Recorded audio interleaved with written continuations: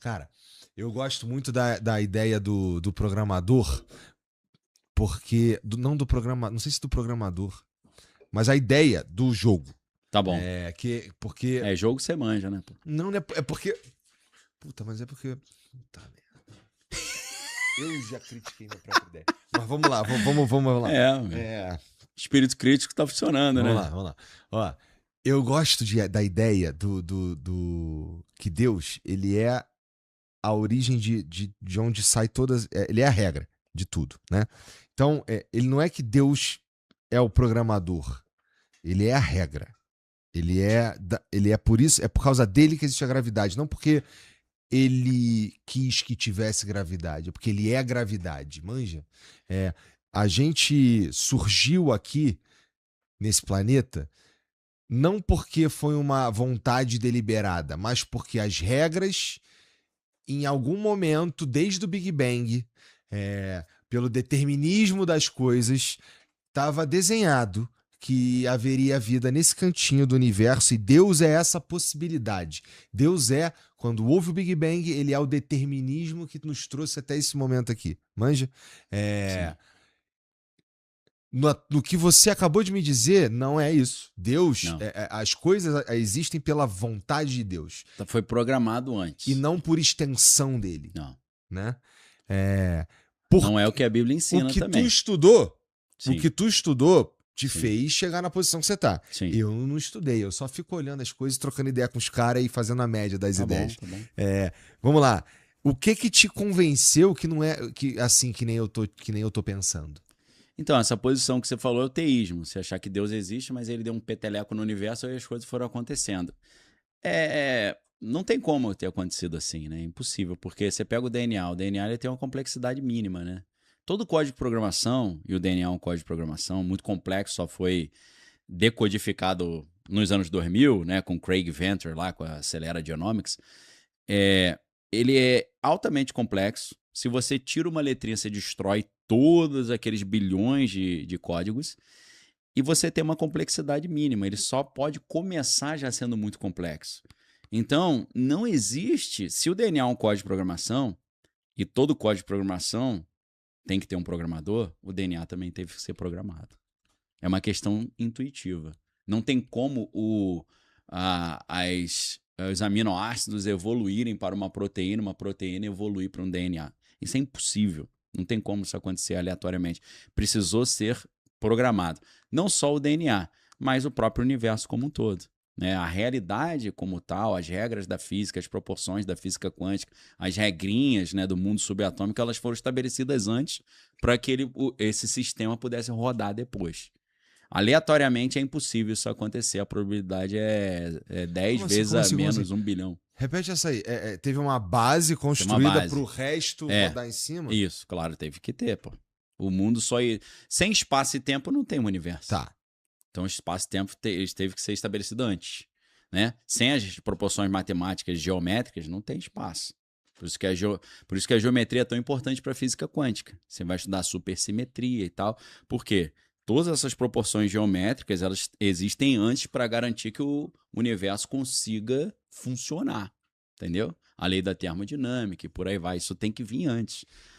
Então, tem um pré-requisito para o universo rodar e tem um pré-requisito para a vida existir. E isso é uma programação. Eu tô falando, minha leitura, minha interpretação. E a gente tá posso só estar trocando errado. uma ideia. Não, eu tô falando para quem tá ouvindo, não achar que eu tô dando aulinha. Tá bom. Eu tô falando a minha opinião, cada um tem a sua, é igual nariz e glúteo. Tem a minha, pô. Ou que... Tá bom. Eu sempre falo, pode ser mentira, tudo que eu tô crendo, mas é uma mentira bem fundamentada pra caraca. Quando tu olha pras coisas que... pro Artemis, por exemplo. Sei. E pra coisas mais incríveis, como o James Webb. Tá bom. E pra vastidão do universo. Sim. E pro buraco negro, que talvez seja a coisa mais... estranha. Que a gente já teve notícia, né?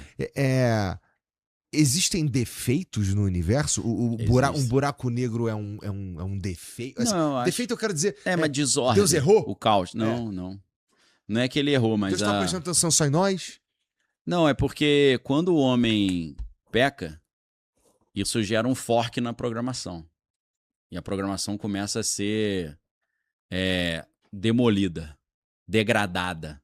Você vai começando a destruir o código, entendeu? Entrou um vírus ali, ou entrou um hacker e começou a hackear tudo, meu irmão. Foi quando o homem deu essa brecha. E quando o Lúcifer cai, porque o Lúcifer é um programador que estava junto com Deus também programando, entendeu? Por isso que em algumas sociedades e grupos ele é chamado de o grande arquiteto do universo. Só que eu costumo dizer que o arquiteto não é o dono da obra, ele é contratado pelo dono da obra para fazer o projeto arquitetônico, né? Entendeu?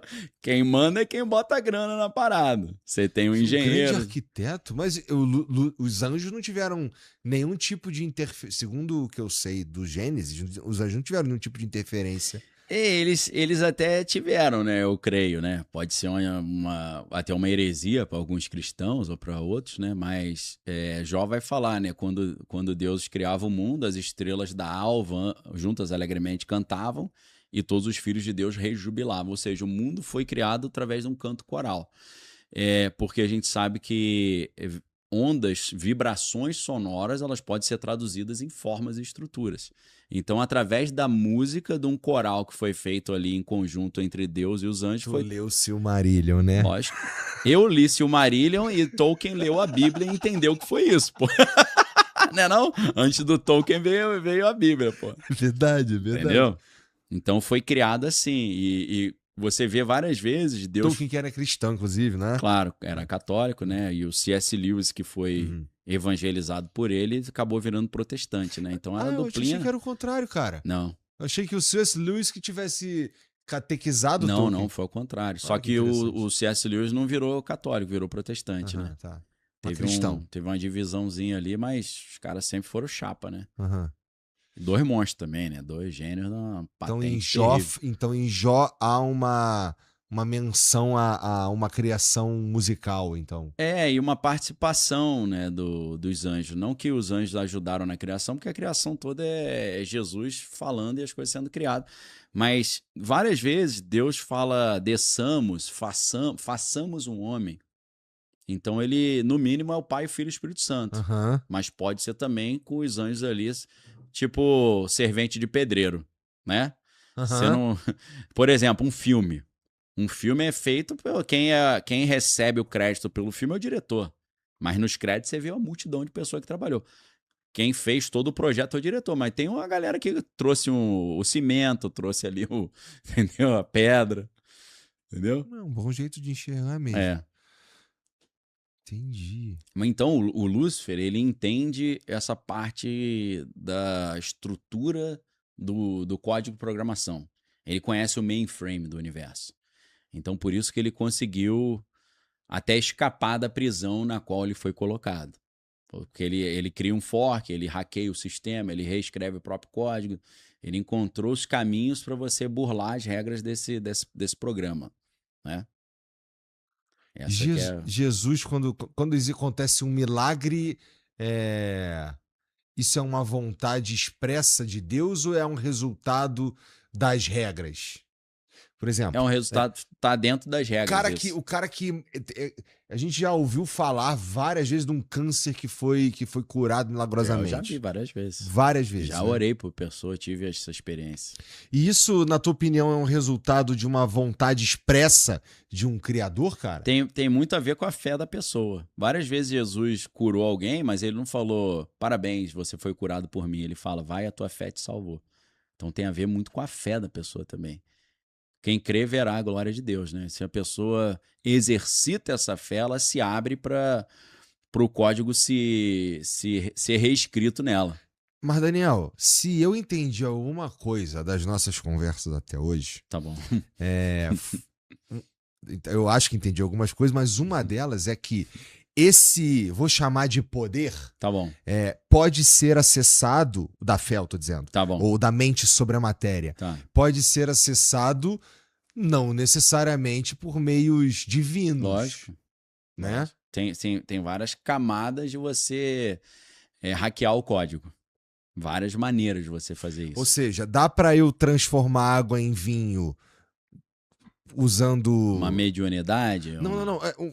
Sim, Dá para eu remover um câncer pra gente trazer mais pra contemporaneidade. Tá. Remover um câncer. Sem depender da Pela- interferência divina? Não, pela fé, usando como canal a fé no santo, em Jesus, em Deus. Sei.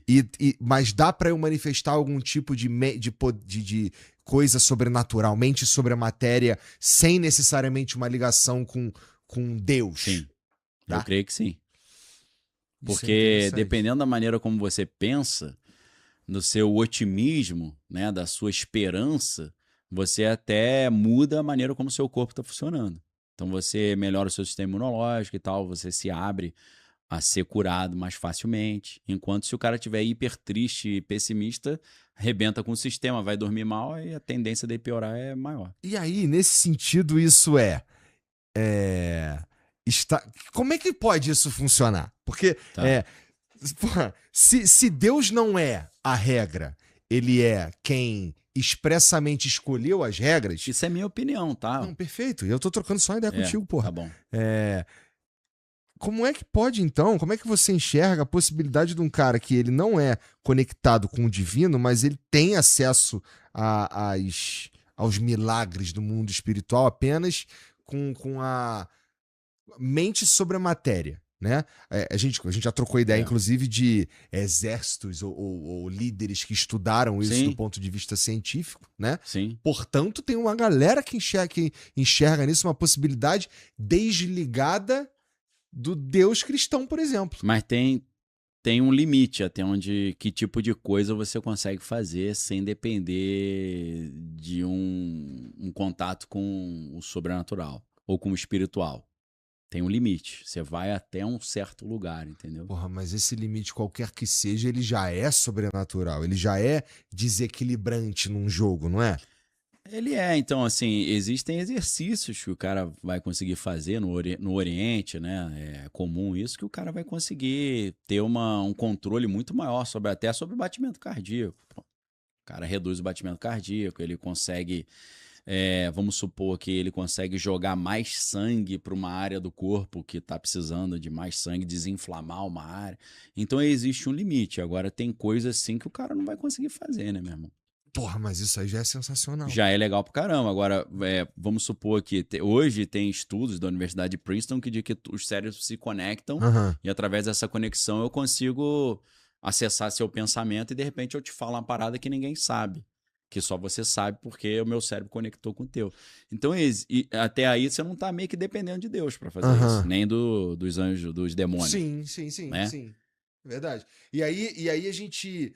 Isso daí tem a ver com aquela lenda da glândula pineal? Também, mas a pineal já é mais a conexão do corpo com o espírito. A gente já tá indo mais pra você subir de nível, entendeu? É tipo assim, cara, eu posso andar daqui até o Rio de Janeiro, mas andando daqui até o Rio de Janeiro eu não vou conseguir fazer isso em 4 horas. 4 horas eu teria que usar uma tecnologia, que é um avião, um carro, uma moto. No espiritual vai assim também. Tem coisa que não dá pra fazer sem você subir esse nível. Entendeu? Tá. E pra subir esse nível... Cara, aí são outros exercícios espirituais que você tem que fazer. As coisas têm preço Tudo no tem mundo preço. espiritual? Tudo tem preço. Tudo, Tá bom. Tudo. É um comércio ferrenho. Tem máfia, tem corrupção, tem maracutaia, tem tudo. Gambiarra, enganação, puxada de tapete, facada nas costas. Tem gente que tem coisa boa, que o cara entrega a vida pra salvar o outro sem precisar fazer isso. Tudo que tem aqui tem lá, meu irmão. Até tigrinho deve ter lá, né? Mas se ele... Não, por isso eu quero dizer assim, ó. Você como um pastor, tu vai falar assim, Jesus pagou... Aí você já percebeu que eu sou um pastor meio um pouco diferente do Sim, resto, mas né? eu falo a doutrina cristã prevê que o sangue de Cristo pagou pelos nossos pecados. E se pela fé crer... como é que é?